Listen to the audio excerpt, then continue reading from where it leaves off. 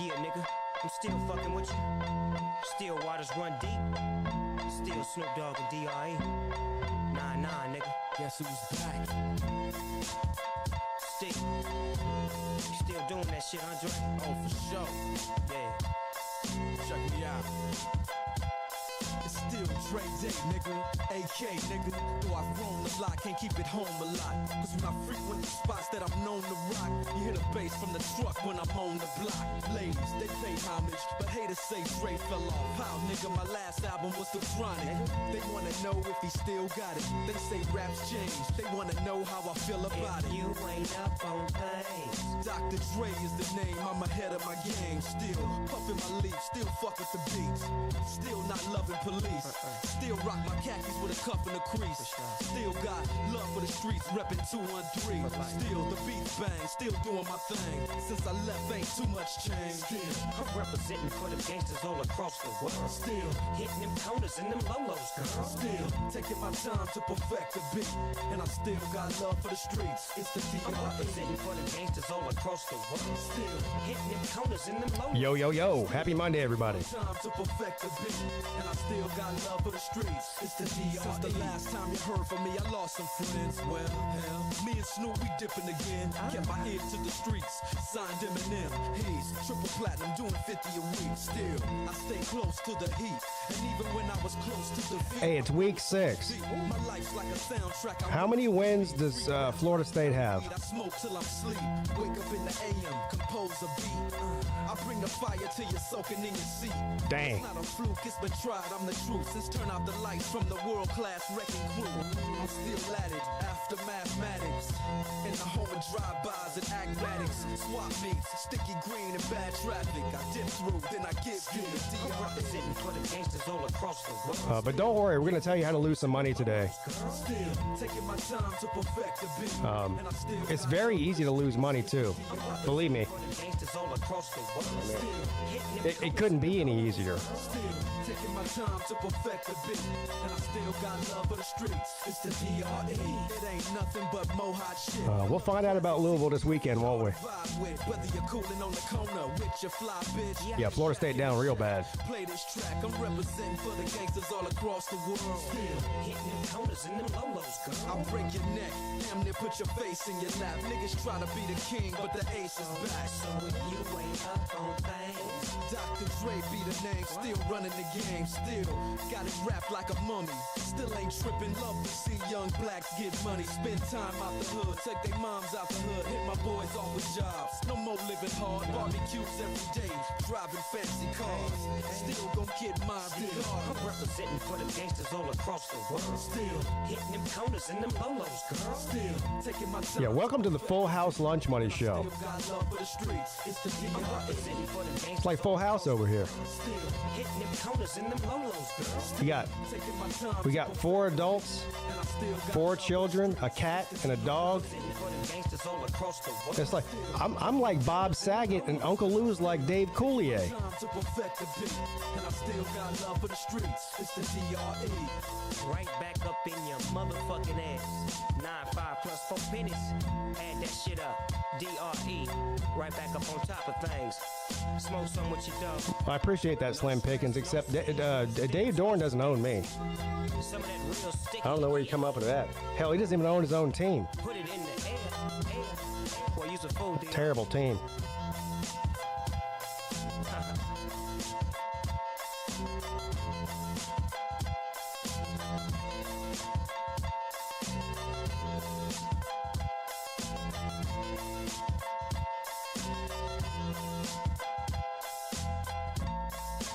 I'm still drinking the Georgia Kool-Aid too because Clemson lost by 30 points. So I need Georgia to be good. I need Carson Beck to not turn the ball over 4 times against Tennessee or Texas or Ole Miss. That'd be great. What's up? My name is Dre. Can I blaze some chronic with you? Nigga, what? For sure. Roll that shit up. Hell yeah, still always into something. Heart still in Compton, the comp can't oppose. Dope Cali, platinum classical. Anyway, welcome to the Lunch Money Show, everybody. The show starts in just a couple of short minutes here. Me and your boy, Uncle Lou. Uncle Lou is going to be calling in from Afghanistan, I think. Came up in the game Yeah. wearing khakis, not Kangol, strangling hoes. When asked about He's going to be calling in from Afghanistan to give us his winter picks. Kate with hoes with a gang of ass. We might ought to change this show to a Major League Baseball betting show instead of college football, because I suck at picking college football games. You know, all of you people that have been telling me for the past 5 years in the chat that I don't know anything about football, you guys are all right. You're all 100% correct. Rebels over here. I smell chronic in the air. That means we taking over this shit. You hear? Chronic 2000. That means we taking over this shit. You hear? Light speed, blazing chronic through the galaxy. Hydro, Doja, chocolate, Tawi. Or we might be sipping on gin or Hennessy. Fuck that, with that new shit, the chronic iced teas. I hang among hustlers, I slang and who bang Bronson. When busters roll through, can't fuck with my bold crew. We will hold you captive and bust, cause gang. No, I won't tuck him in, but I guarantee he's probably going to sleep with his new man purse tonight. Hope you got your gat, don't let them catch you slipping without yours. It's warfare outdoors, ambulance, violent uproars, trash niggas taking out like chores. I meet whores on tours, jeans hot as pepper, so I sip champagne on stormy shores. Be on some hardcore pornographic, toting Austrian firearms that's made out of plastic. In these drastic surroundings, it be sounding like Lebanon, making fools retreat like Megatron and Starscream. Oh yeah, I scream on stars to get loot, crossover like Kareem Abdul-Jabbar. Get out your car, son. That's how. But in all seriousness, I have some big winners for you this week. I'm the golden child chased by Sodom. Nupsi and guys, my bulletproof. It's hard to shoot me. You hear? I got a lock of the week, underdog of the week, and 3 winners. That's 5 right there. How many is that? That's 3 plus 1. Yeah, that's 5. That's 5 winners. Light speed, blazing chronic through the galaxy. Hydro, Doja, chocolate, Tawi. Or we might be sipping on gin or Hennessy. Fuck that, with that new shit, the chronic iced teas. Man, that was way ahead of the time. Now there actually is chronic iced teas. You know what would have been great? If I would have opened up the StreamYard so that my co-host can join me here. But of course I didn't do that because I'm not professional. So give me a second to do that. But while I'm doing that, welcome everybody to the Lunch Money Show. Of course, as you can see, it's on my channel. This week, Uncle Lou is indisposed and also evicted from the entire state of Georgia. Yeah, he's evicted. He spent last night he stayed here. The night before that he spent the last 2 nights in South Carolina. Now, Charleston obviously a much better place to spend than Columbia, but Columbia was so bad he went back home and then had to come down to Charleston. Like I said, it's like Full House. I'm Bob Saget, and Uncle Lou is Dave Coulier. Or I don't know, maybe you're what's the other guy that lives in that house? Jesse? Yeah, I'm more like Jesse. Jesse? I kind of come and go, rock band type guy, you know. Yeah. So so today Uncle Lou and his family went shopping, and no surprise to anybody, what'd you get? I got a new purse. Got a new purse. I saw it. Yeah. It's a Coach purse. Yeah, great. And a couple of wallets that don't carry cash. Well, I can fold a couple of bills down in there. Yeah, you might be able to do that. Maybe. Well, after the picks we make tonight, there's going to be a lot of cash needing to be folded, I think. In all seriousness, though, I got some good ones here. I started off good too. I hit Detroit first half. I got Detroit. What's the score in that game? I got Detroit -4 for the entire game. They're up 7 right now. Oh. In the third quarter, they were up 21-7 at halftime. Though I had Detroit -3 first half. All right, so I'm about to lose my bet, is what you're saying then? Yeah. No, they're up 7. I know, but they were up -4. But they were up by 14 5 minutes ago. So they're losing the lead. They're like Alabama against Georgia. They're losing the lead rapidly. Well, I need to talk about that for a few minutes or no? I need somebody. I need somebody to do like Carson Beck and turn the ball over so I can win my bet. Yeah. Yeah. I'm having a hard time sharing the optimism of some of the Georgia fans I've heard. the last couple of days. First of all, Georgia's not a moral victory program. Let's just get that out of the way. There are no moral victories. You either win or you lose, and Georgia lost. And taking the second half of that game as some type of an indication that Georgia's on a level playing field with Bama is ridiculous. Most people in here have been watching football a long time. I don't care which two teams are playing. When you got a team up 20, 30 points at halftime, that winning team is just not going to play the second half like they did the first. They're just not. From a coaching standpoint, from a scheme and play calling standpoint, the whole thing. Now, the one thing I will say that I think is a bad look for Alabama, it's one thing to come out in the second half kind of maybe that way and even into the fourth quarter, but to allow Georgia to take the lead, now that's a problem. That was bad. Like that should not have happened from Alabama's standpoint. But Georgia was 7 for 7 on fourth down conversions. And so a lot of those scoring drives for Georgia in the second half, in any normal circumstance, would have been a punt. They had to go for it on fourth down every single time. I mean, they were going for it on the fourth down on their own side of the field multiple times. Now they got it, and so congrats to Georgia, and shame on Bama for allowing that, I guess. But I don't understand looking at the second half of that game and then walking away going, like we could have won that game. Like, no, that game was over 15 minutes into the game. That was it. I mean, so I'm a lot more worried than what I'm hearing and seeing from some of the Georgia people out there. I don't put a lot of stock into that second half. I do. I mean, I will pat Georgia on their tiny little peanut head for not curling up in a ball and dying. I mean, that game could have been 70-0 when it was all said and done. I mean, so I that's as far as I'm really willing to go. Georgia didn't give up. They clawed and scratched and fought and played to the end and all that. But like I said, we've seen these games before. When you're up 30 points at halftime, you're just not going to get that same version of the team in the second half. So I have, in other words, if Georgia played Alabama tomorrow, I'm not sitting here going, well, we looked so good in the second half, we'll beat them now. No, I don't know. So I don't know. Yeah. That's that. And I don't like to look ahead too far because we're in week 6 here, but. If you look ahead at Georgia's schedule, it's not fair, right? I mean, they got to go to Texas, to Ole Miss. They got Tennessee at home, and we were talking about this morning on the midday show. Is like, how many games can Georgia lose in the regular season and still make the playoffs, right? So I think maybe one more, because if you go 10-2 and you still make the championship game, let's say you might lose that, then you're 10-3, and I think you're out then. So you got to win 2 of those 3 games: Texas, Ole Miss, and Tennessee.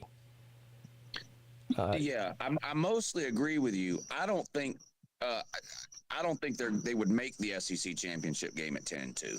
No. No, because they're going to have a loss to Bama, so they're automatically behind Bama. And let's say that second loss is to Texas. Yeah, it'll probably be into and they're behind Texas, but now if somehow they did get into the SEC championship game at 10-2 and lost, I think that's the only way they would get in with 3 losses. If they go 9-3 in the regular season, I don't think they get in. So to your point, yeah, they got to win 2 of those 3, but it's not just that they have to win 2 of those 3; they've got to win 2 of those 3 and beat Auburn, Mississippi State, Florida, Georgia Tech.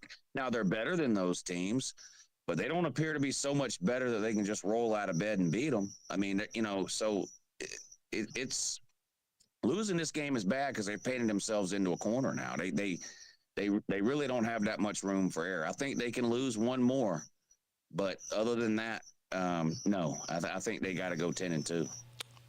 Yeah, I don't know. I mean, it obviously depends on what happens with the rest of the SEC teams. But I also think that you still could get in with 3 losses. As long as you do make the SEC championship, I think you could get in with 3 losses unless you got blown out in the SEC championship game. Because this is where the strength of schedule comes down to. I mean, like Missouri, for example. Let's say Missouri's also 10-2. But they've got to, I mean, they have the easiest schedule in the SEC this year, don't they? Or them and. Yeah. Yeah. So I don't know. I think if you have a less than a touchdown loss to Alabama, a close loss to either Texas, Ole Miss, or Tennessee, and you win the rest of them, they might take that into account. But but here's the thing, though. I think you're going to lose at least two. I think you're probably going to lose to Texas and Tennessee. Now you might win one of those. I don't know. And Ole Miss right now, I mean, I think people are a little bit overreacting to their loss against Kentucky this past week. I think Kentucky's pretty good, and I also think this makes South Carolina look a hell of a lot better. What's the way that the season's transpired so far? The game, you don't play to Carolina this year, do you?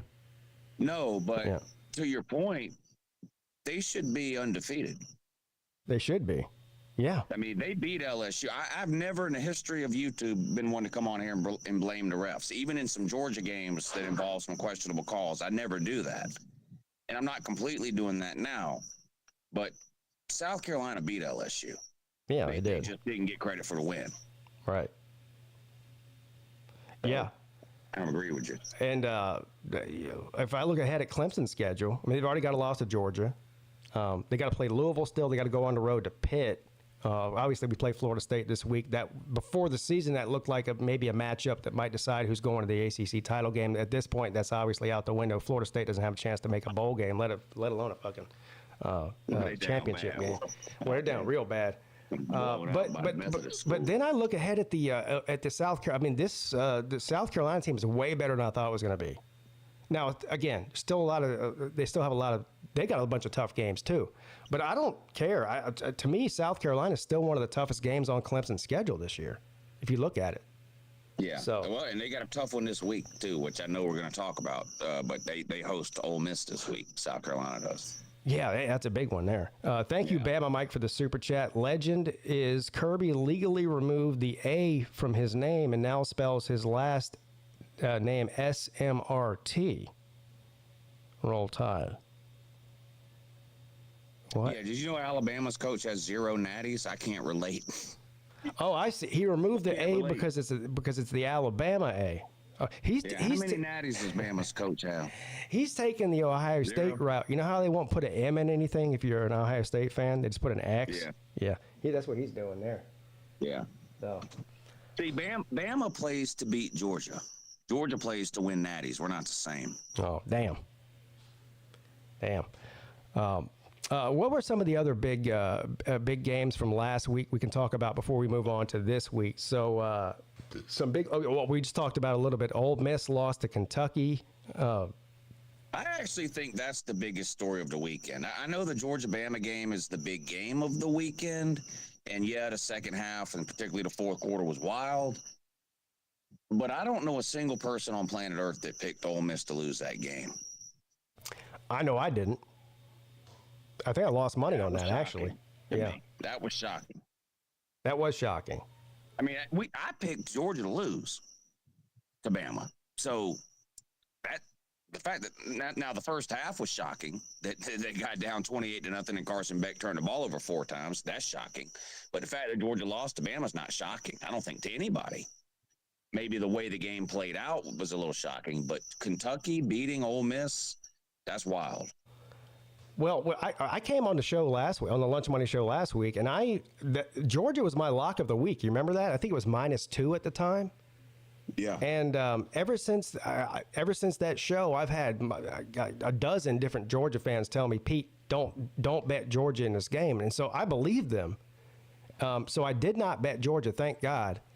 But I did live bet Georgia at +24 at halftime, which obviously was an amazing bet. Because I won that. I didn't know. You didn't tell me that until the next day. I mean, you went out on a limb, and obviously you ended up winning that easy. But I mean, I ain't gonna lie. I gave up at halftime. I was like, this is ridiculous. I was so mad. That's the maddest I've been in a while. People always want to know about me breaking a TV and shit. In general, losing to somebody like Alabama is not going to cause you to break a TV. They're a really good team. If you look at when I broke TVs in the past, it was losses to Vanderbilt, Georgia Tech, bad teams. But that was the closest had I been at home, I probably would have broke a TV at halftime. Yeah. That was unacceptable play by Georgia. That was just piss poor, and that's all. And I put it 100% on Kirby Smart. I know Carson Beck played bad. A lot of people played bad. The defense couldn't tackle. But anyway, like, it's out-coached, unprepared. I mean, every game. Georgia, Clemson, Georgia, Kentucky. Where are we at in the first half of these games? We're nowhere to be found. Yeah. I mean, this is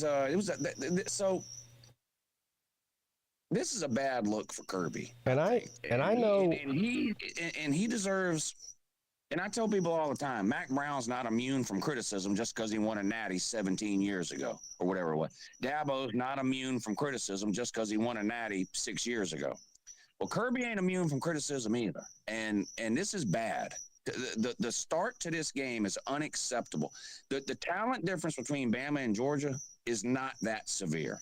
It is not as severe as what we saw in the first half. That is unacceptable, period. Yeah. I don't know. I think I said, it's great they came back in the second half, but come on, man. Yeah, Bama's up 30. They completely changed their approach in the third quarter. Georgia's going for it on every fourth down.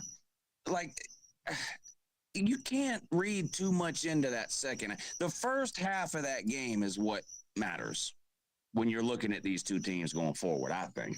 Georgia's got a lot of improvement to do. Talking about making the playoffs, they got a lot of improvement to do to beat Auburn, Tennessee, Ole Miss, Texas, Mississippi State, Georgia Tech. I mean, they got to get a lot better. Yeah. A lot. Because they're way too talented to lay an egg like that in the first half against anybody. Yeah. And that's not to take – Alabama's really good. They're really good. And so is Tennessee. So is Georgia. And so is Tennessee. And so is Texas. But if you get down to either one of those teams, Tennessee or Texas, if you get down by 3 scores in the first half, Georgia's a very good team. They're not built to come back from 28 down. But they almost did, though. Yeah, well, almost. Two super chats I want to read real quick, and then I want to talk to you about the Miami and Virginia Tech game real quick. Ben Swaggerty, thank you for the super chat. Morning, Lou and Pete. Hope you're doing all right, Lou. I don't know. Lou's down bad. Hey, Lou, when are you going to post the your season is over video? Pete, Jesus. Well, all right. I'm going to be serious. Let me take a minute here. I'm going to be serious for a second here. I do want to. I've received a bunch of emails, Twitter messages, even like some PayPals and Cash Apps, which, by the way, I'm fine there. I don't need. I appreciate all that. I'm okay there. But I'm fine. Augusta is terrible right now. There's no power anywhere. It's hit or miss whether you have running water. No gas stations or grocery stores are open. No restaurants are open. It's really bad there. Now, I'm one of the lucky ones, thanks to Pete and his wife and their family. They have let us come here and stay for a few days. There's a lot of people there that don't have that luxury. And it's things you don't even think. I mean, I'm in like some groups on Facebook with different residents of Augusta and stuff. And it's people with two-year-olds at home and they're out of diapers. It's people with 6-month-olds at home and they're out of formula for their infant. I mean, there's people with insulin and they can't keep it cold. It's really bad there. Yeah. I'm fine. I'm fine. The rest of my family is fine. My kids are fine. My kids are at their grandparents' house. My grandparents have a hardwired propane generator, runs the whole house. At their house, it's like nothing's wrong. They're fine. All of that is fine. But I'm not able to go home. So, I went to Columbia on Saturday, really so I could watch the games because I couldn't watch them at home. So I went to Columbia to watch the games, uploaded a few videos there. I knew when Georgia lost that people would want the "Your Season Is Over" video. But listen to me. Not uploading a "Your Season Is Over" video after a Georgia loss cost me about $2,000. Yeah. I'm not hiding. I'm not running. YouTube is a business for me. All right, it's how I feed myself.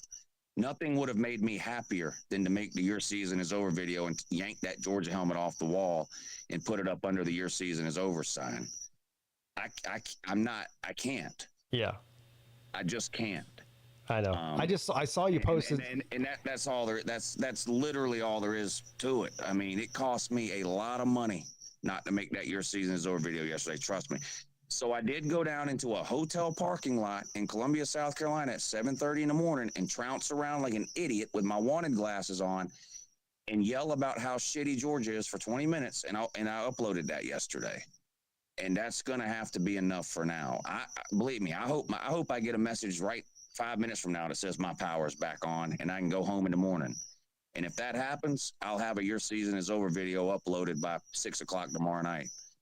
But they're telling us it could be Friday at the earliest before the power comes back on, possibly next week sometime. So I don't know what to tell you on the Your Season Is Over, other than I wished I could have done it. I don't want Georgia to lose, but the reality is Georgia losing is a financial windfall for Uncle Lou. So I wish I could have done it. Yeah. I can't do it. I thought it was funny to upload any videos at all. I'm doing the best I can to even be able to watch a football game, never mind my YouTube channel.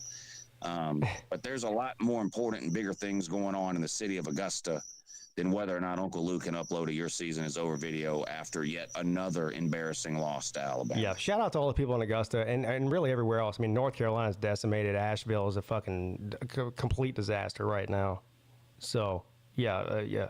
I just said that because you went to the outlet today and you posted on Twitter, about your new man purse. And instead of people talking about your man purse in the comments section, they were talking about where's the Your Season Is Over video. Yeah. This guy's out purse shopping instead of making a Your Yeah, Season he's out there. Yeah, buying Coach purses. I apologize for my purse. These people, I don't know what y'all can keep cramming y'all's pockets full of a bunch of dumb shit if you want to.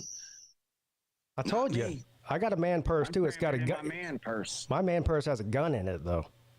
Yeah, well, I've got room for one. Should I need it? Thank you, John Foster, for the super chat. Just wanted to let you guys know that y'all won me $150 out of $200 I got on DraftKings for my $5 bet. That $5 down. I think that's a $5 bet.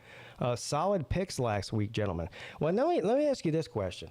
He won $150 off our picks, but I lost $150 on our picks. How in the fuck does that work?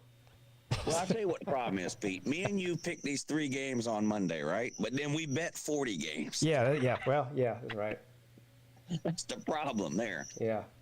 Speaking of betting, another thing too, and I need to make a video tomorrow, and I'll mention this on there too. I am pretty sure that during the off season, when I do that deal with everybody where I'll basically take any bet that anybody wants to make, I'm pretty sure there are some people that bet me on the Georgia-Bama game. I don't have my notebook with all my bets that are written down. They're in my studio back in Augusta. If I owe you money on the Georgia-Bama game, all you have to do is send me an email. I then can look up the Cash App or the PayPal and figure out what I owe you. Short of that, it'll be me getting back to Augusta and looking all that up in my notebook to send out that money. But if there's anybody watching that, if I owe you money from the Georgia-Bama game, just send me an email with your pertinent information, Cash App, PayPal, whatever it is, and of course I'll get it to you. Yeah. Brian W. says, Uncle Lou, you have a copycat YouTuber who calls himself Uncle Badass. Yeah, I saw that guy, and that guy's a national treasure. Well, hold on now. Whoa. That guy's a national Let's slow down a little bit here. Now he's a decent human being, and I like the guy. I like this kid. He's a nice guy. In fact, I was supposed to have him on this past Saturday morning as my celebrity guest picker. Oh, no. On the kickoff show, but of course I was unable to do that because I didn't have power because of the hurricane. But so I actually like that guy. But yeah, so hopefully we'll have him on hopefully this coming Saturday if I get power back. But yeah, the guy makes some funny videos. I like his style for some reason. Yeah, he's a national treasure. Come on, man. I'm a national treasure. Dave Stellar says, I'm not making any bets. Well, Dave, that's why you're smarter than everybody else in here right now, including me, because you're not making any bets. News? Oh, man. Oh, yes. Okay, so real quick, before we get to the games this week, I want to talk about look, here's the controversy that swept the land on Friday night last week, Miami and Virginia Tech.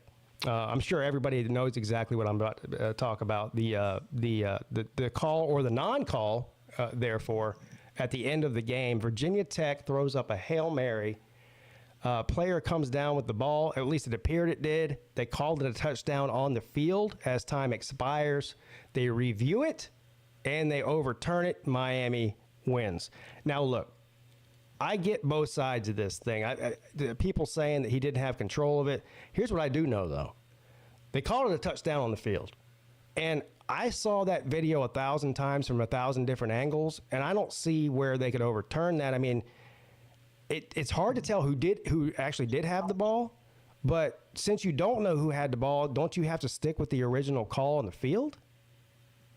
I thought that's how it worked. Yeah. This is why I got in my car Saturday morning and decided to drive to Columbia to watch the games. So I was sitting in my living room, pitch black, dark, no power, the whole deal. Friday night, 10:30 at night, and this final play happens. And I'm watching YouTube TV on my little bitty cell phone. That's all I could do. And so I couldn't really see that well on my phone, honestly. But from what I could see from the replays, I couldn't really tell if anybody caught the ball or if nobody caught the ball, or if Miami caught the ball, or if Virginia Tech caught the ball, or if the ball was moving, or if it wasn't moving, or if someone had possession or didn't. So my initial thought watching it then was whatever they called on the field probably has to stand, because I don't see anything definitive in these replays one way or the other. And the way replay is supposed to work, in order to overturn a call on the field, there has to be clear and indisputable evidence to the contrary, and I didn't see that. So I'm not saying that I agree with the call on the field, but I don't think it should have been overturned. And and when I made my reaction video to the game the next day, I got that mixed up as far as what they called on the field versus what they reversed, but I think it should have left stand as it was called on the field. Yeah.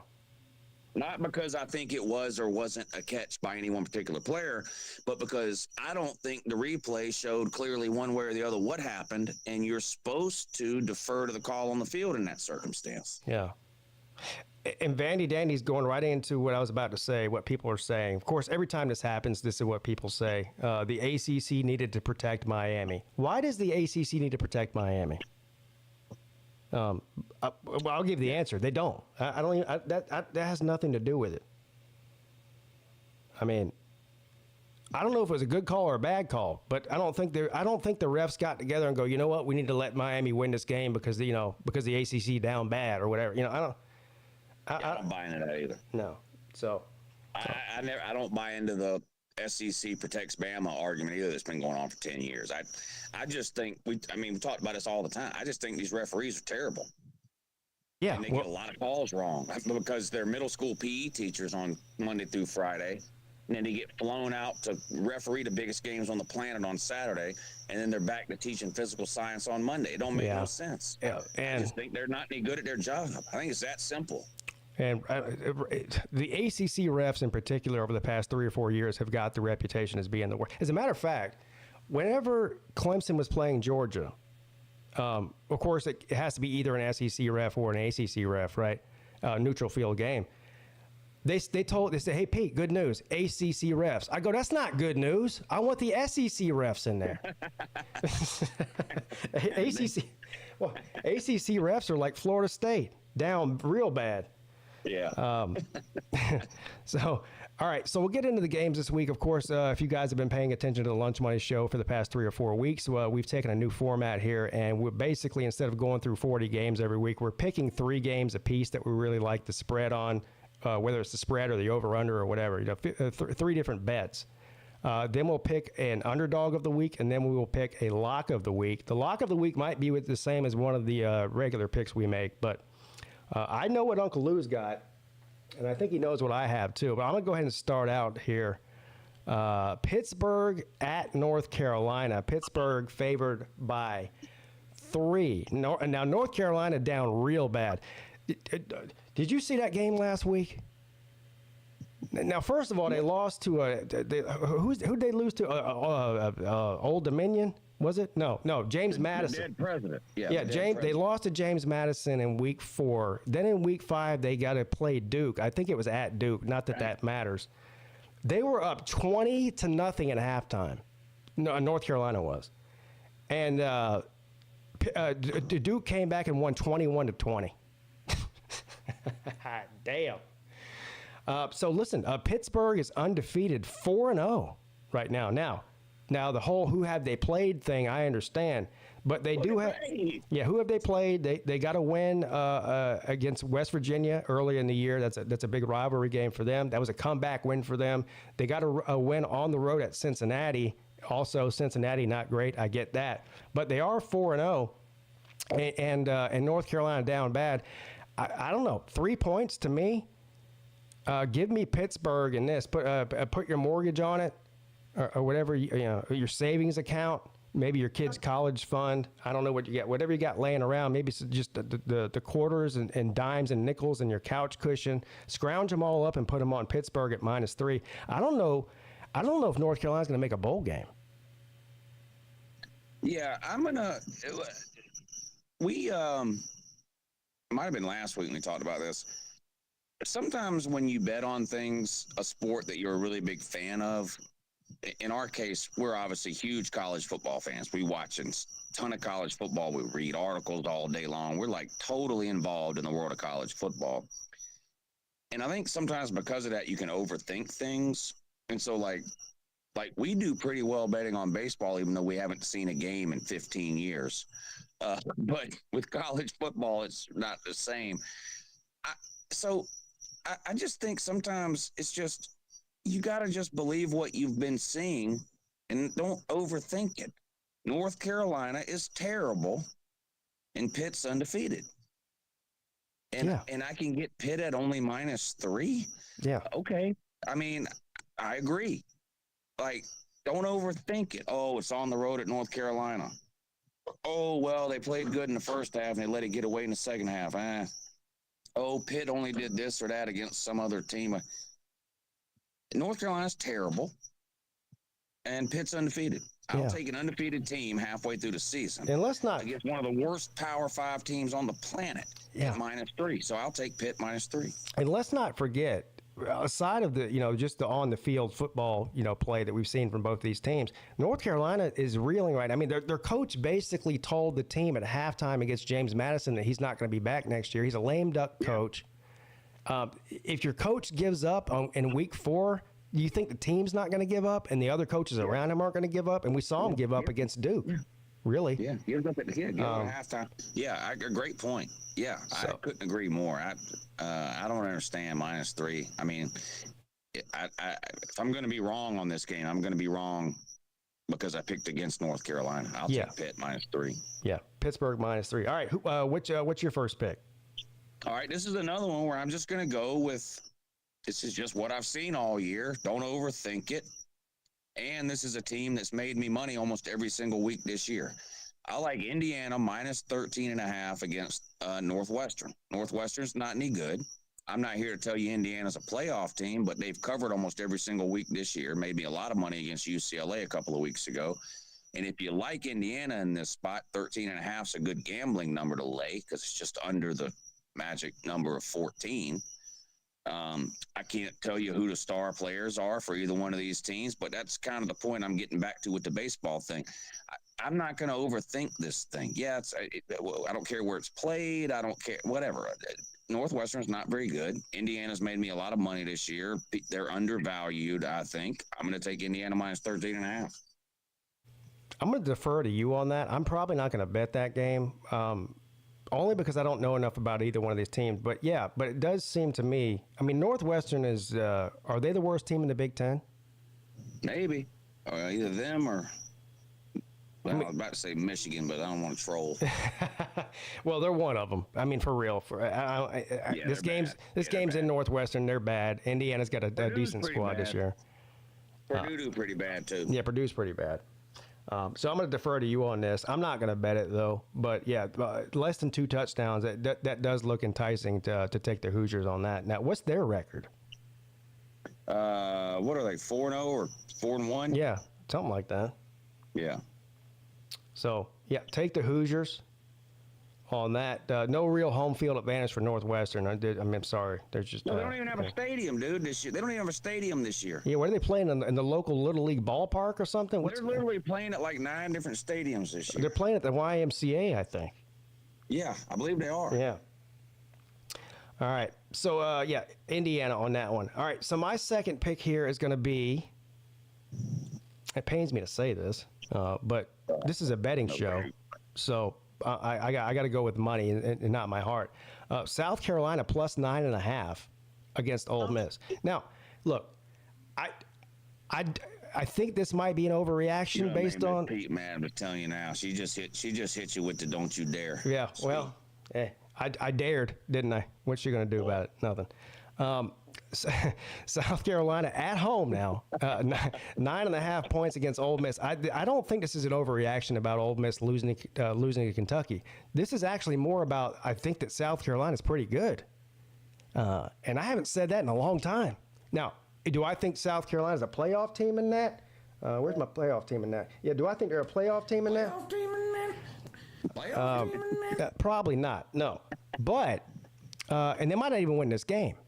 But they've got a decent defense, and so that's really the matchup that I'm looking for in this game is South Carolina's defense against that Ole Miss offense. If South Carolina can hold Ole Miss to less than 35 points or so, I think they cover this spread easily.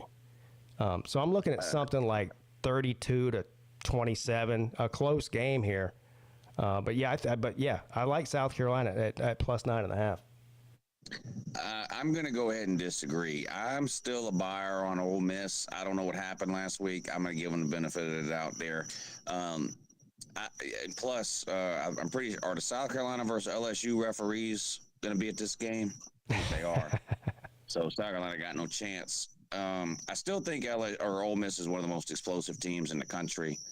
I'll admit that South Carolina has been surprisingly better than I thought they would be, and probably should be undefeated with the LSU deal. But you know what they say, Pete? You don't want to play a pissed off Ole Miss team. Oh, wait a minute, my bad. I'm sorry. That's what they've been saying about Alabama every year when they lose, and then they always lose a second game anyway. But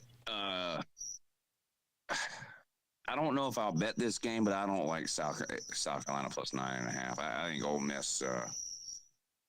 I'm still a buyer on Ole Miss. All right, so South Carolina's got one loss, and you even admitted they should have won that game against LSU. And they lost by what, 3 points or something? Yeah, but now Ole Miss only has one loss, also in two. Addition to that as well. And they beat Kentucky in Kentucky, who took Georgia to the wire, and actually Kentucky probably should have won that game honestly against Georgia. And then they went in there and beat Ole Miss. So I just have to throw that in there. Now this is like a trifecta of transitive property. I get that. I'm this team against that team and all that. I don't know though. I'm sold on South Carolina's defense. Their offense, I think, is hit or miss. Like if they need their offense to show up to obviously to keep up scoring with Ole Miss. But I don't know. I think South Carolina could. They might even win this game. Let me ask you something. Just 2 questions, 1-word answers. Yeah. Kiffin or Beamer? Kiffin. Dart or Urkel? Dart. I'll take Ole Miss minus 9.5. All right, now let's do this. Ole Miss's front 7, South Carolina's front 7. Well, they don't. Damn. Yeah, South Carolina's front 7. Yeah. Okay, I get what you're saying. Yeah. Okay. So, but anyway, I mean, Look, here's the deal, Pete. You're up there in the comfort of that room up there. In safety. I'm sitting across the patio table from Mrs. Peete. Yeah. there's no way I can say anything good about South Carolina. She's liable to reach across here and choke the life out of me, dude. I can literally see her blood pressure rising. I know. Just listening to you talk. I know. I'm alarmed right now. I got to share a bed with her tonight. Oh. Yeah. Oh. Yeah. Well, but I'm down bad too now. Hell, I might as well be a refugee from the hurricane now. Yeah. God damn. All right. So what's your next pick? Here's another one where I can't really tell you a lot about the players and all that on these teams, but it's just one team that keeps losing and one team that keeps winning. I like Iowa State minus 12.5 against Baylor. Baylor's not any good. How do I know that? Well, they lost to Colorado, so they're not any good. They're down bad. Another coach that might be on their way out, Dave Aranda, which don't make me happy to say that because I was a Dave Aranda fan. I thought he would be a good head coach. That hasn't happened at Baylor. They're ready to run him out of town on the first thing smoking. Our buddy Baylor, man, wow. He's in absolute shambles, Pete. Shout out to Baylor, man, if he's listening, and I'm pretty sure that he is. But they're down so bad they can't see straight. Iowa State, on the other hand, very well coached. All they do is win, except for that one time that they lost. But I'm going to take Iowa State minus 12.5 against a terrible Baylor team.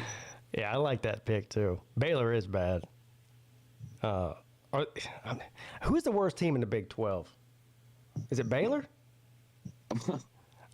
Oh man, please tell me it ain't Central Florida. Oh no. At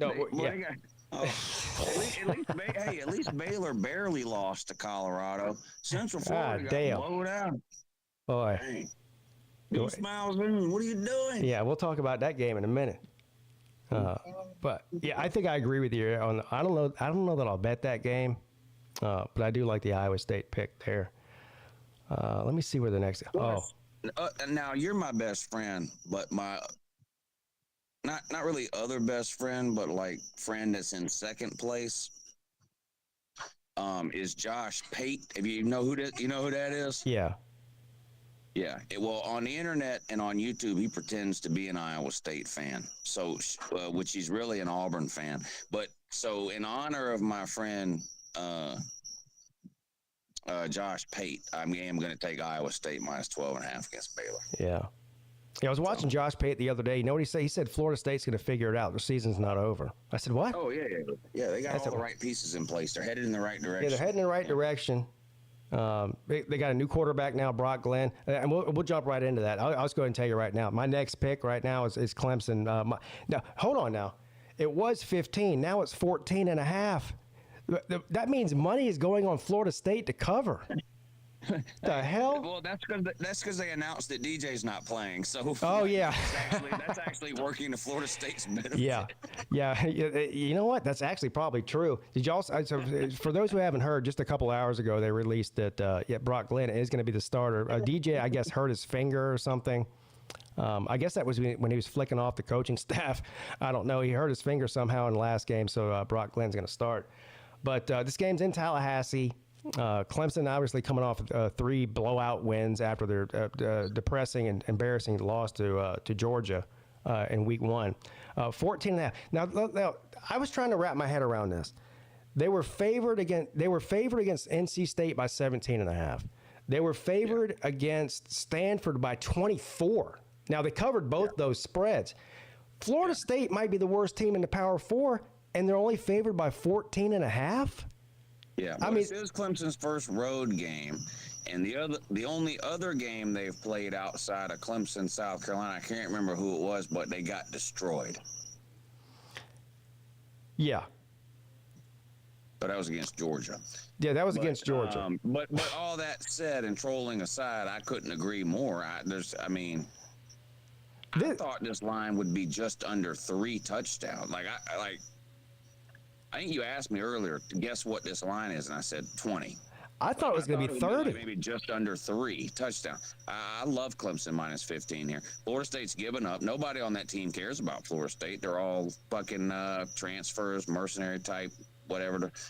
And think about how bad Brock Glenn has to be for Mike Norvell to have watched him for 2 years, and then this offseason go, dang, you know what? Bring me DJ Ukulele. Yeah. Like, so I don't have no look. Okay, you putting Brock Glenn in, great. What's that gonna do? Shut up the 9 fans on the internet who bench DJ and put Brock Glenn in? All right, great. You still got no offensive line, no running game, receivers that can't catch, and a defense that gave up in week 2.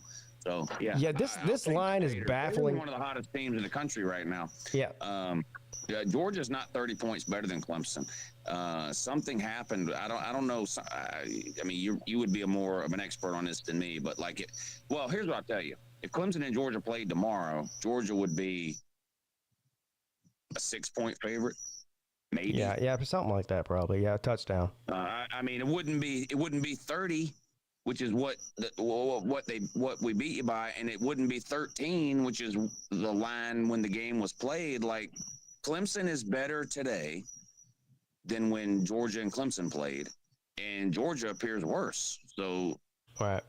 I'm buying on Clemson. I don't know what they changed or what they did, but they're clicking offensively. They score at will.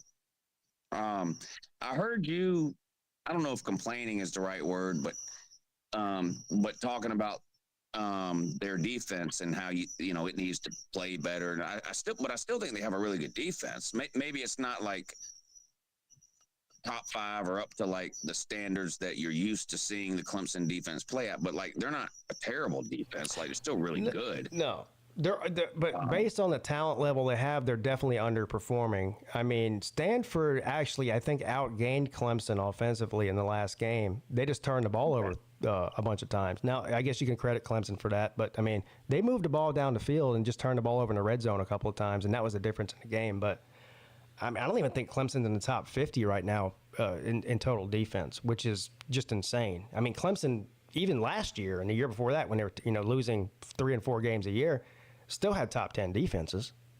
So, yeah, well, you got to think, though, Florida State starting an inexperienced quarterback here, they're likely to have some turnovers again. Oh, yeah, I think so, too. And Brock, I like Clemson minus 15. I mean, are they a perfect team? No, but I think they're getting better, week to week, which is kind of the goal, especially 12-team playoff. Like, you don't need to. I mean, yeah, if you're a Clemson fan, it sucks that you lost to Georgia. Okay, well, that game's over. It's a 12-team playoff, and you're in the ACC. Clemson getting a little bit better every single week is better than Georgia beating Clemson by 30 and getting worse every week. Yeah, I think everybody knows and thinks that Clemson's a way better team than Florida State. I mean, that's obvious. Here's the thing, though. This is a terrible matchup, man-to-man wise, for Florida State. They have one of the worst run defenses in the country. Guess who has the best run defense in the country? Stanford, statistically. Florida State, one of the worst in the country, and I think they're going to. I hope they are. I hope they're going to run the ball down their throat. So Brock Morris in the chat just said a minute ago, Clemson might cover the over/under by themselves. I agree. The over/under is 47. Clemson's averaging 50 points a game or so. Well, they're averaging over 50, I think, if you take the Georgia game out of it. They didn't score a touchdown on that one, so that brings it down. But, yeah, I think this game's going to be over by – I'd be shocked if it wasn't over by halftime, just like the last 2 games. That one, and that's one I would bet, too. I would take Clemson minus 15. Yeah. All right, what's your next one? All right, it's time to talk about my favorite team, and nobody hates when I do this, but at least I admit who my favorite team is. So it's time to talk about my favorite team. I've got Tennessee minus 13.5 versus Arkansas. I'm trying to find that game on here. Arkansas is not any good. I think Sam Pittman's another one that could be promoted to offensive line coach somewhere after this year. I think Arkansas and their fans are just itching to give what's his name that head coaching job again. The coordinator that was at Texas A&M last year. What is it? Had a motorcycle accident. What was that guy's name? What's that guy's name, Mrs. Peete? Pete won't tell me. God, it was the motorcycle accident. What? Oh, you're talking about Bobby Petrino? Bobby Petrino. I think Arkansas fans are itching to hire. They want Bobby Petrino back. So Pittman's gone. I think Tennessee. Look, Tennessee's a really good team. I mean, am I happy about it? No. But they've got a top 3 defense in the SEC, and it might be the best. I think it is the best. Now, I mean, you could say, well, Tennessee's under Heupel has struggled on the road. Well, they just beat Oklahoma on the road. So, and you say whatever, it's Oklahoma. Oklahoma's better than Arkansas. Does anybody disagree? No. I mean, they beat Oklahoma. Tennessee beat Oklahoma by 10, and they basically coasted in the second half. They can beat Arkansas by 2 touchdowns. I'll take Tennessee minus 13. There ain't very many teams in the country I wouldn't lay 13.5 against with Tennessee. I ain't gonna lie. They're that good. They're good. Tennessee's good. Yeah, they're good. I do think they have the best defense in the SEC. They might. I still want to see them play somebody that can throw the ball. But it's not because I think they'll be terrible against the pass. It's just they haven't played anybody that can throw the ball. Nobody. Now, their front 7 is so good, maybe it doesn't matter if someone can throw the ball. Their quarterback's sitting on their back half the game. So I still need to see that, and we probably won't see that until they play Bama. But Arkansas is not going to throw the ball. They can run it some. The quarterback will run around, but I don't know, man. Tennessee, 13.5, the way they score the ball at will, it seems like sometimes. I'll take Tennessee. I know it's on the road, and so even some Tennessee fans still suffering from battered ball syndrome, which I get it. You haven't had anything to brag about since before the internet was invented. Half of you weren't even alive the last time Tennessee won the SEC, which, of course, was last century. Pete, they haven't won the SEC since last century. Yeah, I know. God almighty. I gotta tell you though, this shows our age, because 30 years ago, people really focused on defense. Tennessee has one of the best defenses in the country, but nobody talks about. I don't see anybody talking about their defense. All I hear is about Nico and the receivers and this and that.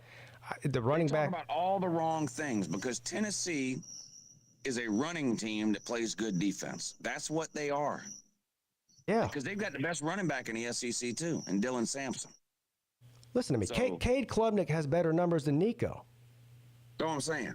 I mean, yeah, that's what I'm saying. Yeah, but I'm not even disrespecting Nico. Tennessee fans need to come to the realization it's better to have a national title than it is somebody who's 3rd place in Heisman voting or whatever Nico is. Tennessee's a potential Natty winning team. Yeah, they are. So. I'm not. That's not a prediction, so don't get carried away. But I'm just saying Tennessee's really good. Now, of course, they were really good 2 years ago. They were undefeated in Week 6 2 years ago. They beat Bama 2 years ago and were 8-0 and ranked number 1 in the country. Then they went to Athens and they got blowed the fuck out. And there's a good chance that happens again this year. But for right now, they're really good, and I'm gonna take Tennessee minus 13.5. I don't know the rest of Tennessee's schedule. I know they got Alabama and Georgia still to play. If they win one of those games, and I don't know, do they play Texas? No. Yeah. So if they play Texas or Ole Miss, or Missouri. So if they win one of those games against either Georgia or Texas, I think they're in the SEC championship game. In the playoffs. Oh, of course, the playoffs. Yeah.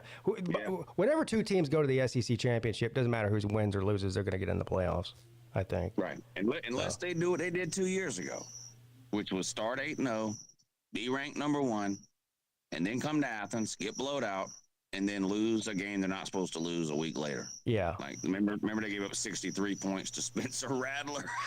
Yeah, I don't see – this team is better than that team. Yeah. Defensively, especially. Now, here's the thing, though. They could technically lose to the 2 best teams they play, which is Georgia and Alabama. If they lost both of those, I don't know what would happen then. But their defense is the difference this year versus 2 years ago. I mean, Nico is good. So was Hendon Hooker. That offense was really good in 22 too, and their offense is good now. But the defense is the difference this year. Yeah, I picked Tennessee to make the playoffs in the preseason. I picked them in the offseason. Nothing has changed my mind. Whether they win the SEC, don't win the SEC, make the SEC championship game, don't, whatever. I don't see them going any worse than 10-2, and they're going to be in the playoffs, I think. Yeah. All right, I'm going to move on to the underdog picks of the week here, and I'm trying to find mine. I can find it for you. What time does the Michigan game come on? Don't know. Does anybody in the chat know? Big noon kickoff? I don't know. No, I don't think it's not the big noon kickoff. I don't think. Oh, here it is. Michigan and Washington. It's actually a primetime game at 7:30. Michigan and Washington. Michigan, 3-point underdog against Washington. Look, here's the thing. I know why this is, and the reason is because Michigan's offense is absolutely atrocious. I think they average 40 yards passing a game, Lou. 40 yards. Yeah, but Alex Orji did complete 50% of his passes and 1 touchdown, I think, last week. Oh, wow. So, well, they might be renaming it from the Heisman to the Orj. Well, I think that this game's in Washington. I get that. So that's why this is basically a pick 'em. So for those of you who don't understand the way that Vegas works, typically they automatically give 3 points to whatever the home team is, whether they're underdog or the favorite, whether or not. So this is basically a pick 'em in Vegas. They're giving Washington 3 points for being at home. Michigan still has one of the best defenses in the country. Michigan is their only loss is to maybe the best team in the country, or definitely one of the top 2 or 3 teams in the country, in Texas. I want underdog of the week. Give me Michigan +3. I don't know if I'd take the money line bet there at +120. I don't think the payout's worth the 3 points, because this could be a close game.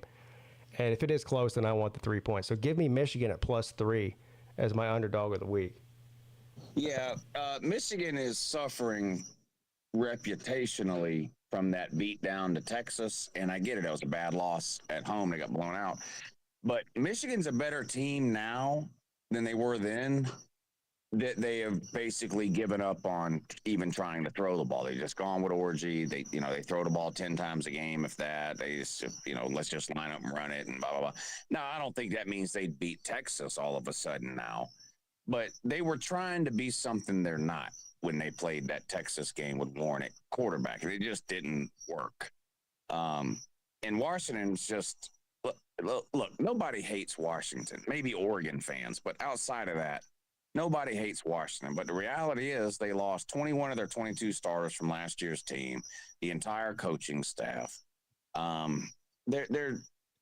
I think Michigan wins the game. I'm not even going to take the 3 points. I'm going to take Michigan on the money line. I think they go out there and get the W. Yeah, I agree with you. I'm taking the points, though. Give me all the points I can get. College football is funny. Washington might win by 1, although I don't think they will. But, give me the 3 points on that.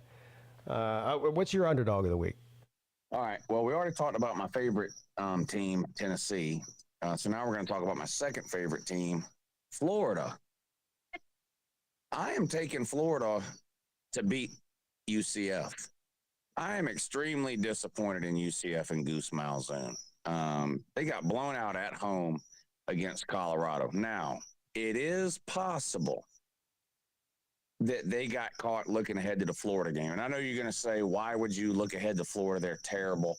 It's a big game for UCF because it's in the state of Florida, and UCF is still considered the little brother program there.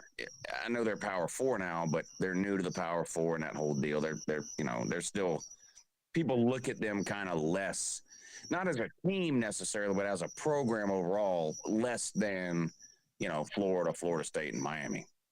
And I picked UCF to win this game in my preseason prediction videos, but Florida played their best game of the year on the road 2 weeks ago against Mississippi State, and I know Mississippi State's terrible, but sometimes a little bit of confidence can be good for a bad team.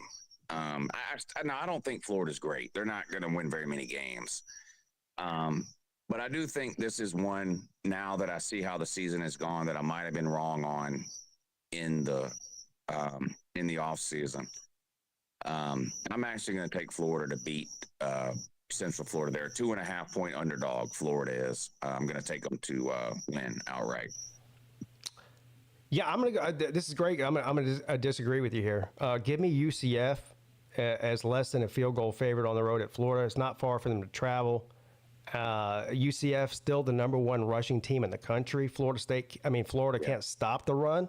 We saw that against Miami. Miami ran for 1 million yards on them. I don't know. I think that in the pantheon of Florida teams, you got Miami. You got South Florida might be the second. This is so bad. South Florida might be the second best team in Florida, then UCF, then Florida, then Florida State. Holy shit! Yeah. So no, you're right, and I don't even know if anybody cares, but like when it comes to gambling, like you have like a certain number of units maybe that you're willing to bet on certain games. So like let's say my normal bet is $25. That's all I'm betting on this Florida money line. Michigan money line, I might bet two or three units. So I'm not all that confident in this Florida plus 2.5. But we try to pick an underdog every week. I would have picked Michigan too. Would have been mine, but you picked first. Yeah. So I like the Michigan underdog pick a lot better. So, you know, if my average bet or my normal bet is $25, I'll put $25 on the Florida money line, but I would put 50 on Michigan or something. I like that one more. But, I can't bring myself to trust Florida. If Florida is going to do anything surprising this year, then this is going to be the game they'll do it. So, yeah. I don't know. Rolling the dice. Yeah, they're going to surprise everybody. Surprise, we suck. Yeah. that's a surprise. You're probably right. Oh, man. So my lock of the week, this is going to be cheating a little bit here. My lock of the week is already one of my regular picks here, and my lock of the week is Clemson at -15. Well, it was -15. Now it's minus 14.5. To me, Clemson would have to completely shit down their leg to not win this game by more than 3 scores. So, yeah. Yeah. Now Dabo has an issue that goes back a few years with NC State and Dave Duren, right? Yeah. And so we saw what happened there. Like Dabo's a nice guy, and I get that sort of image that he has, but he'll run up the score if he thinks he can against a team that he wants to do that to, right? Yeah. And he's got a little bit of an issue with Florida State, too, going back to the COVID season. We don't have to get into the whole story, but, you know, it's like Florida State's doctor. Clemson flew all the way down there, and then basically Florida State canceled the game like 5 minutes before the game. Yeah. There was some back and forth that went through. So I love that. I love that pick, too. Yeah, I would say you're right. I think not that Dabo will make it a point to necessarily embarrass Florida State, but if he gets up 30-0, he's fine with that. Yeah, I really wish DJ was playing in this game. But Dabo would never come out and say anything negative about any of his former players like DJ. But on the way out, DJ did say some things about being developed at Clemson, which we all see now as a total lie because he's regressed massively since he was at Clemson. And like you just mentioned, the COVID thing with them canceling the game, like some back and forth. I think out of all the ACC coaches, Dave Doeren and Mike Norvell are probably Dabo's 2 least favorite. And we saw what he did against NC State. I mean, they were up by 100 points, and he wanted to score before the half. Called a timeout. Yeah, I mean he wanted to stick it to them, and I think he's going to want to stick it to Mike Norvell, especially after last year's game, which was a disaster for Clemson. They lost the game. It's on the road this year. Yeah, should have won that one. So there's a lot of reasons why I think Dabo might want to run the score up on this team. And if there's any team in the ACC that they can run the score up on other than NC State, it's Florida State. So yeah, and the reality is they might beat them by 30 without even trying to run up the score. Like like Florida State's just really bad. Right. Yeah, really bad. So, yeah, I like that one. Now, all right, so for my lock of the week, I'm going to go with a different game here, and I'm going to continue my trend or theme from last week of, quote-unquote, not being a real fan. The Georgia-Auburn game. Georgia's a 24-point favorite. Georgia will win this game. I've got zero question about it. None. But going back to the beginning of the show, stop overthinking things. Stop looking too deeply into things. Georgia is a terrible first half team. They're just terrible. Period. Now, I couldn't find a line on this yet. You might have to wait a couple of days later into the week. So Georgia's a 24-point favorite to win the game. But you can also bet just the first half. Now, the line for the first half is not out yet, at least not on the site that we use. But generally speaking, if a team is a 24-point favorite, they're going to be about a 12, 14, or 16-point favorite for the first half. I'm taking Auburn first half plus anything near 14. So, unless it comes out that Auburn's only a 10-point underdog or something, then maybe I'd change my mind. But if I can get anything close to plus 14 for Auburn in the first half, that's my lock of the week. Take Auburn in the first half. And I want to repeat for the slow Georgia fans that might be listening, I'm picking Georgia to win. I don't think Georgia will lose this game. They are way better than Auburn, and they're at home. I don't think Auburn's got a terrible, one of the worst quarterback situations in the SEC. They don't have a Jalen Milroe or a Ryan Williams. I know they have Cam Coleman, but they don't have anybody to get him the ball. So I don't think Georgia's not losing. So don't come after me, please, with the fake fan routine like you did last week when I was right and you were wrong about Bama beating Georgia. But my lock of the week is to take Auburn plus anything close to 14 in the first half.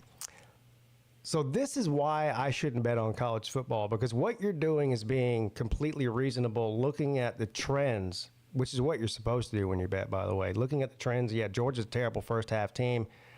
But for me, I would bet with my heart on this, or not my heart, but what I think I see, and just say that Georgia's going to be pissed off about the way they played last week against Alabama. Auburn's a terrible team. This game's in Georgia. Georgia's going to come out with their hair on fire and light the scoreboard up, and that's all she wrote. But here's the reality of the situation for me. As far as this game is concerned, I'm more scared to bet this game than Huffer Billy Paws of seeing a guy in a dress. I'm telling you right now, I'm not touching this game with a 10-foot pole. I'm not betting this. So, is he in the chat? I can't see the chat. No, he's not in the chat. I don't think he is. Well, he's scared of everything, ain't he? Yeah, and I'm scared of betting this game. But everything you just said made sense to me. But I still can't bring myself to bet Auburn in any situation. Yeah. Now Auburn was. You can make the case Auburn was just as bad as this last year. Yeah, they were beating Georgia at halftime and at the end of the third quarter, all the way in halfway through the fourth quarter. So, I don't know. Yeah, I don't know. I think they're worse this year. Yeah, they might be. They're down. They're down pretty bad. I still think Georgia's definitely top 10, maybe a top 5 team, despite what happened with Alabama. I mean, Alabama's really good, so we can just go ahead and get that over with. They still have one of the most impressive wins, which is a 31-point win over Clemson.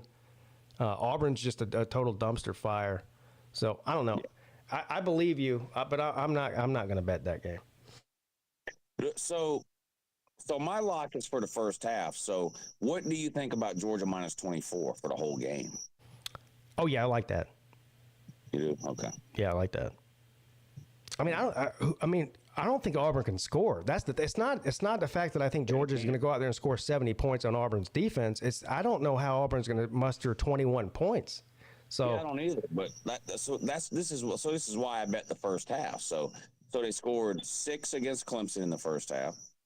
They scored 6 against Kentucky in the first half. Yeah. And they scored 7 in the first half against Bama. Yeah. Yeah, I'll take Auburn plus 14 if I can get it. Again, I don't know what the line is yet. So if for some reason Vegas knows what I know, that Georgia ain't no good in the first half, and the line comes out and I'm only getting Auburn plus 10 for the first half, I won't bet that. If I had to guess, it's got to be 14. It's going to be around 13.5 or 14 points. Yeah, that's what I would need to get in order to bet Auburn. But if I can get that, then that's what I like, Auburn first half. So yeah. Well, there you go. We agreed on most things. We disagreed on what was the game we disagreed on? Well, South Carolina, we disagreed on. Yeah, South Carolina, Ole Miss. I had South Carolina at plus 9.5. Uncle Lou thinks the Ole Miss is either going to win or, well, yeah, you think they're going to win by more than that. Yeah. Florida and Central Florida, we disagreed on. We disagreed on that one, too. Yeah, give me Central Florida on that one. I don't trust Florida as far as I can throw them, and I can't throw Florida at all. Right. So, so that's it for our picks of the week. The best thing that you could do probably is we disagreed on 2 games, so just don't bet those games. And every game that I pick against me. Yeah, anything we agreed on, pick the opposite. Well, I think I made 12 college football bets last Saturday. I was down bad after the noon games. I think I went like 1-3 on the noon games, and now to my credit, I did clean up and win all my money back betting late on the late games. But I don't know. I'm better at betting baseball and NBA, which I don't watch. I can't name. I could probably name 3 NBA players. And they're all on the same team, too. And then, Go ahead and tell them, Pete. We're already putting in our futures bet. The Minnesota Timberwolves are winning the NBA championship this year because they just traded for Dante DiVincenzo, who's an absolute sniper from three-point land. Yeah, he's Italian, and he's basically like one of the Sopranos. He'll kill you from the field. So... Yeah. Pete, I don't want to alarm you, but there's a spider out here. The spiders don't bother me. I don't wear a purse. Well, they bother me. Holy shit! He looks like he's a menace. I'm gonna try to step on it, Pete. Hold on, I'm turning the camera. I thought you were a pacifist.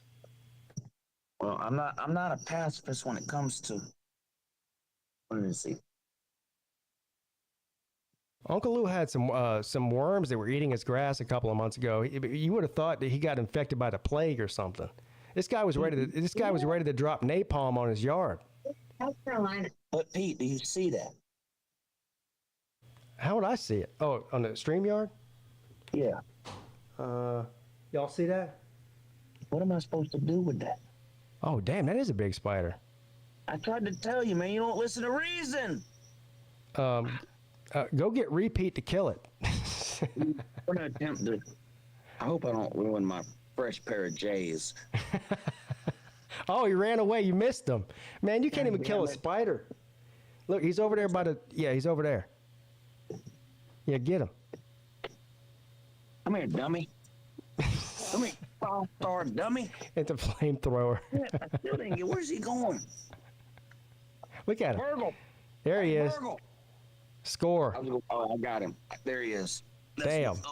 That's what's left of him. Big dang. I was about to go get Burgle to handle that. But Burgle's asleep. Let me leave Burgle alone when she's sleeping. Now the lady done come down here to laugh at me too. Go back to bed. The lady done come down here to laugh at me now. I'm down bad. Christopher Jones in the chat says you're as slow as DJ. Dang. I've had a bunch of leg surgeries. What's his excuse? Also, me and Pete had this conversation earlier, but I'm in my intermediate to post-modern 40s. I'm in my early 40s. Yeah. Yeah. But I'm older than that. Y'all answer this. Y'all answer this question in the chat for me. So my birthday's this week. I'll be 44. Mrs. Pete tells me I'm in my mid-40s at 44. I say until 45, I'm still in my early 40s. What do y'all think? I'm right? I mean, I'm always right.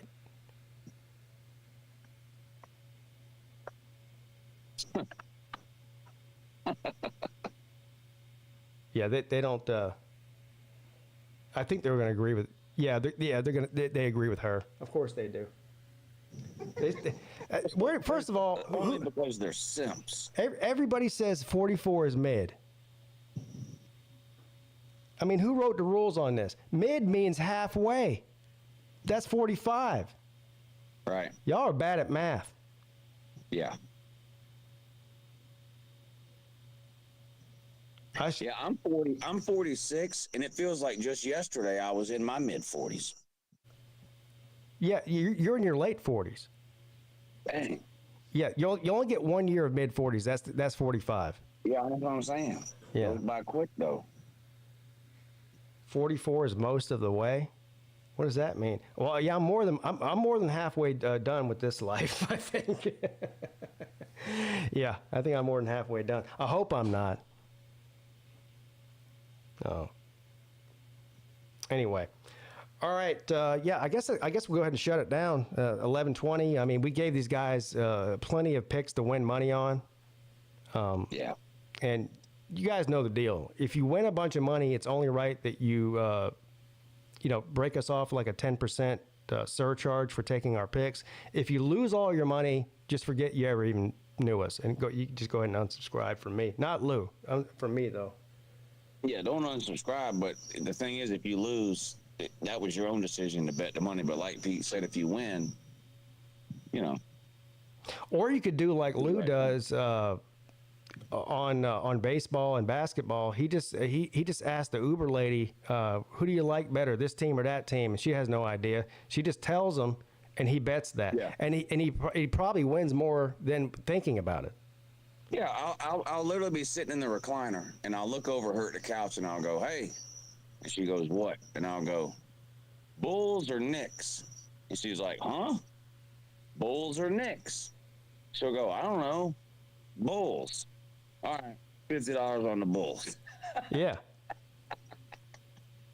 Yeah, and then you sit down and think about one of these college football games for 30 minutes, making your brain hurt, and you still pick the wrong team. Exactly. Yeah. Flip a coin. Exactly. Don't be like me. Hey, before we end the show, Pete, I want to thank you publicly for having me and the lady and our dog out here this week. It's been a real lifesaver. Thank you to you and Mrs. Peete.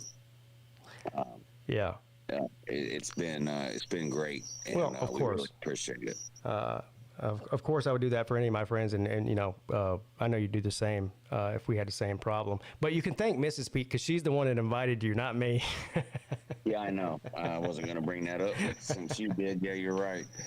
You're right. So I guess special shout out to Mrs. Peete. And again, I've received a bunch of emails and messages in a lot of different ways, Facebook, Twitter, all that. I haven't had the time to respond to them all, but to everybody that has sent like kind messages and all that, thank you. We're fine. Hopefully they can get things situated back in Augusta.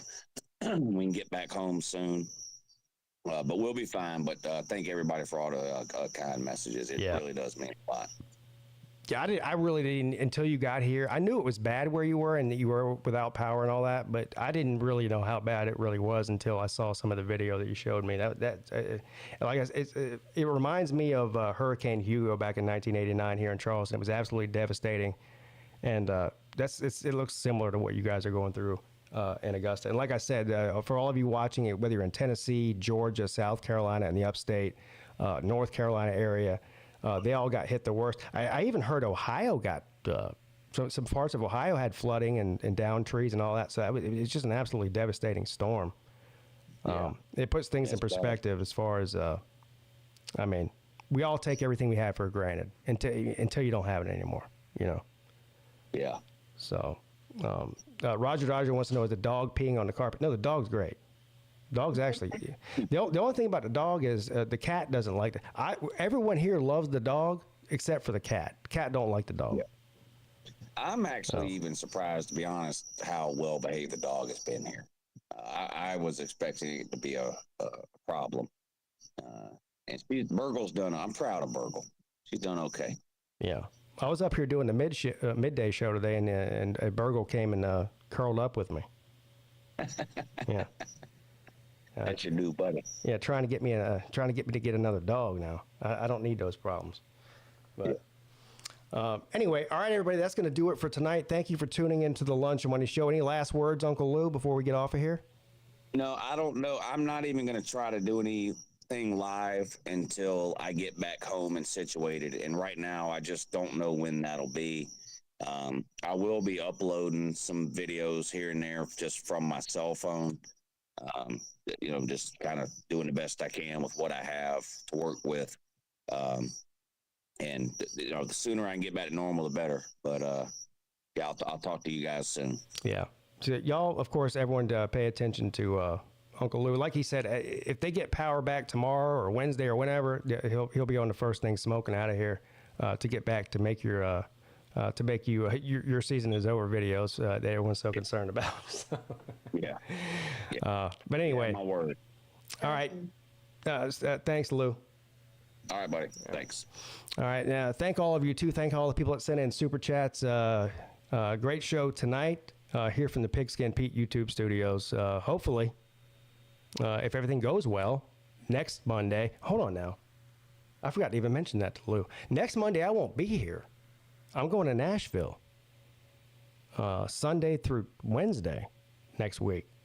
So, I don't know. Hopefully, Uncle Lou will be back in his house with internet and the whole deal. He can do the Lunch Money show from there. Maybe I can call in and be a part of that show next week. But anyway, for the rest of you, what's the tomorrow? Tomorrow, the ACC show with me and C-Dog at 7 p.m. Of course, Wednesday and Friday, the midday show on my second channel at 11 a.m. And, of course, a call-in show on Wednesday. No, wait, hold on. I'm going out to birthday dinner Wednesday night, but I think I should be home in time to do the call-in show. So call-in show Wednesday night at 10 p.m. And then I'll release my streaming schedule for the games this weekend. We're not leaving till Sunday, so I'll be able to stream on Saturday. I know I'm doing the primetime games because Clemson plays Florida State at 7:30, 7 or 7:30. So I'll definitely be doing that, but just stay tuned for if I do any other games that day. All right, everybody, have a great rest of your Monday night, and I'll see you tomorrow. Pigskin Pete checking out.